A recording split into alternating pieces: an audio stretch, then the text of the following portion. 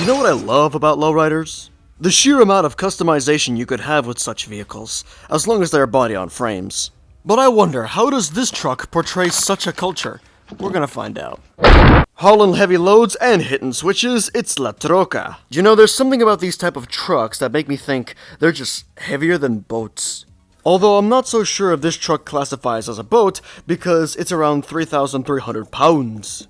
And if you're wondering, you're probably asking, why did you call this a Chevy truck? How do you know it's a Chevy truck? Well, it comes down to a couple factors. The first factor is when we look underneath the truck. Underneath its name, La Troca, we can see TMGM, and that stands for Trademark General Motors. The second factor is not on the back of the car, but rather the front on the artwork itself. If we zoom in and look at that, we can see that says briefly, Chevrolet. So without researching, we can definitely tell that this is a Chevy truck. Not to mention that this truck is also from the 50s, as these other cars have a similar style that reflects it. What I love about this truck is the aftermarket support that it has. I mean, the rear wheel wells have arch covers, while the front wheel wells don't. It reminds me of my Cadillac, where it has the same arrangement. Not to mention, the style is also reminiscent of the Ford F-100.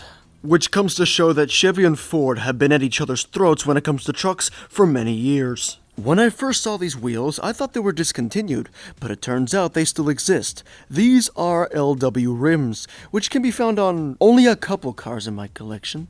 Oh, and we cannot forget the Aston Martin. I can tell that this car has a certain type of paint scheme that is found on various lowriders in my collection. I mean, if you look at it, the pinstriping, the subtle colors, the flashy chrome, you get the picture. But would you classify this truck as a boat like other vehicles? That's up for you to decide. So, my overall thoughts about this truck. Me personally, I didn't really interest in the previous iterations of this truck because it came in black and gold, purple, and gold, again. And the truck received minimal changes, which was kind of the downside about it. I mean, ever since 2008, the rims stayed the same with minimal rim changes over time. But hey, what do you think about this particular truck? Do you think something should be done with this truck and make it look different? Or do you think it's perfect the way it is? Let me know your thoughts and opinions in the comment section down below.